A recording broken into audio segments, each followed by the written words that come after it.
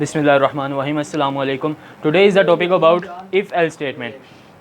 आज से पहले हम इफ़ एल्स स्टेटमेंट आज हमारा, इससे पहले हम इफ़ स्टेटमेंट देख चुके हैं। इफ़ स्टेटमेंट में आपने बहुत प्रोग्राम भी देखा और उसे किस तरह से हमने किया वो भी देखा। आज इस एल्स स्टेटमेंट है। सबसे पहले तो इसकी डेफिनेशन है। इसकी डेफिनेशन से ही आपको पता चल जाएगा कि इसके अंदर काम क्या होना है। फर्स्ट ऑफ ऑल तो इसके नाम से ही पता चल रहा है, एक स्टेटमेंट होगी हमारे पास इफ़ वाली और एक एल्स वाली, यानी कि दो तरह की स्टेटमेंट हमें देखने के लिए मिलेंगी। सबसे पहले definition, if execute the set of statements if the condition is true. अगर तो कंडीशन ट्रू होगी तो ये एक सेट ऑफ स्टेटमेंट्स हमारा प्ले रन कर देगा, उसे ट्रू कर देगा, जो कि हमने इस स्टेटमेंट में भी देखते आ रहे हैं।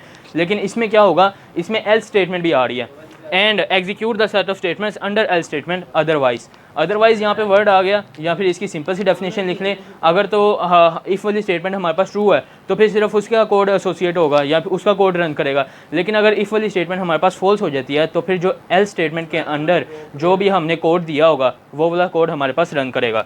जो बुक में है इसकी डेफिनेशन वो भी ईजी है। अगर ये समरी में से मैंने की है, ये भी बहुत ईजी है।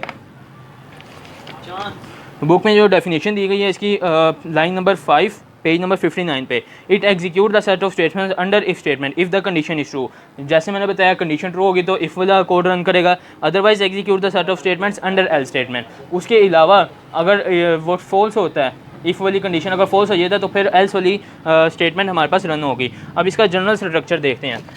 जनरल स्ट्रक्चर जैसे हमने इफ़ का देखा था, इफ़ था कंडीशन थी, देन एसोसिएटेड कोड था। इसका भी सेम है, लेकिन उसके अंदर एल्स का एक देखने के लिए हमें मिल जाता है थोड़ा सा चेंज। सबसे पहले if, then condition,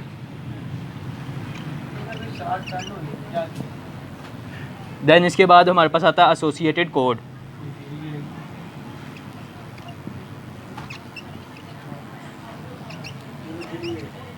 associated code, लेकिन एल्स इसके साथ जाने के बाद एल्स भी आ गया। ये इफ़ एल्स स्टेटमेंट है तो इसमें एल्स का भी हमें देखने के लिए मिलेगा एक अलग से पोर्शन। एल्स के साथ भी एसोसिएटेड कोड होगा।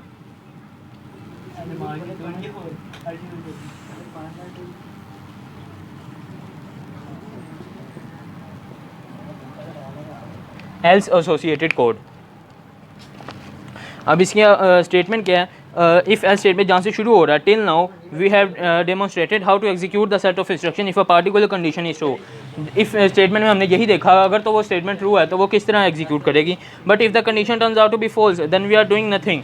इस स्टेटमेंट में हम क्या कर रहे थे, ट्रू वाली वैल्यू अगर हमारे पास आ रही थी तो फिर ही वो हमारा कोड जो है एग्जीक्यूट हो रहा था, रन हो रहा था। लेकिन अगर हमारे पास वो ट्रू नहीं है तो आगे कुछ भी नहीं हो रहा था। If you want to execute one set of instruction if a particular condition is true and another set of instruction if the condition is false. यहाँ पे हमें दो तरह की स्टेटमेंट देखने के लिए मिल रही है, एक इफ़ वाली और एक एल्स वाली। यानी कि अगर इफ़ वाली अगर ट्रू है तो वो रन करेगी, अगर इफ़ वाली नहीं है तो फिर हमारे पास जो एल्स वाली स्टेटमेंट है वो रन कर देगी।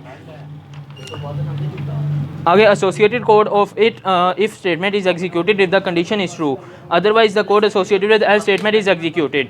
फॉलोइंग फ्लो चार्ट, आगे फ्लो चार्ट दिया गया जो कि बहुत ही ईजी है हमारे लिए बनाना।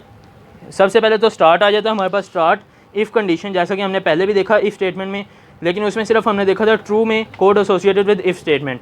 ट्रू में सिर्फ हो रहा था कोड एसोसिएट, देन आगे हमारा स्टॉप हो रहा था। लेकिन यहाँ पे फॉल्स वाली वैल्यू के साथ भी हमें एक कोड देखने को मिल रहा है जो कि है एल्स स्टेटमेंट का, देन हमारा जाके स्टॉप हो जाता है फ्लो चार्ट।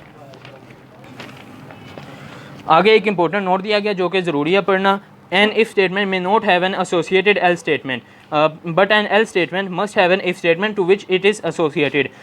इफ स्टेटमेंट के साथ कोई भी एल स्टेटमेंट नहीं होगी। इफ स्टेटमेंट में not have an associated else statement, यानी कि एसोसिएट में उसकी एल स्टेटमेंट नहीं होगी। ऐसा हो सकता है, लेकिन जो एल स्टेटमेंट है वो तब ही है कि जब हमारे पास इफ़ स्टेटमेंट वाली कंडीशन रन हो रही होगी। यानी कि अगर हमारे पास एल स्टेटमेंट किसी प्रोग्राम में आ रहा है तो लाजिम है कि उसके साथ इफ़ स्टेटमेंट भी हमारे पास होगी। अगर मैं यहाँ से एल स्टेटमेंट रिमूव कर दूँ तो ये तो एक सिंपल सा इफ़ स्टेटमेंट वाली कंडीशन हो जाएगी। इस तरह भी आ सकता प्रोग्राम, यही उन्होंने बताया गया। Before else keyword, if there are multiple statements under if then they must be enclosed inside the block. Before else keyword, else से पहले अगर हमारे पास इफ़ 2 दफ़ा आ जाती है, 3 दफ़ा आ जाती है, तो जैसा हमने बताया था हम अपने प्रोग्राम में इस तरह से एक और ब्रैकेट लगाएंगे जो हमारे प्रोग्राम के अंदर ही होंगी, तो वो इस इफ़ वाले स्टेटमेंट्स को अपने अंदर रन करेगी। और इस ब्रैकेट्स को जब भी हम लगाएंगे इन्हें कहेंगे एक ब्लॉक, इन्हें नाम दिया गया एक ब्लॉक का।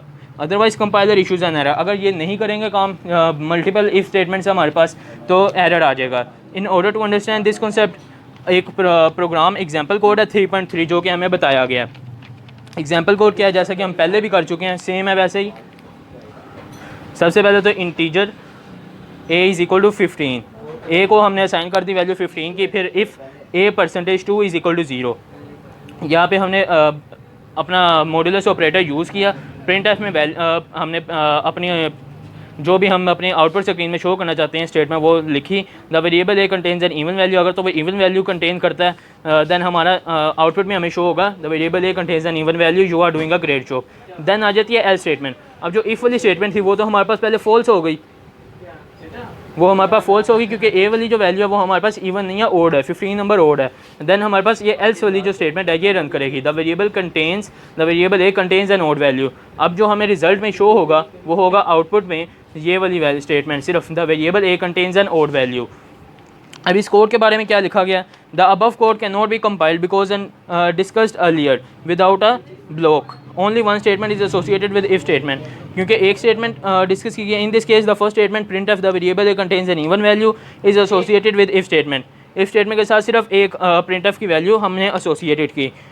print f you are doing a great job is not associated with if statement, so the else part is also disconnected from if statement। अब यहाँ पे हमने करना क्या था, यहाँ पे हमने सिर्फ ब्लॉक बना देना था, जैसा कि यहाँ पे इन्होंने बताया है कि अगर क्योंकि हमने ब्लॉक नहीं बनाया इसीलिए एरर आया।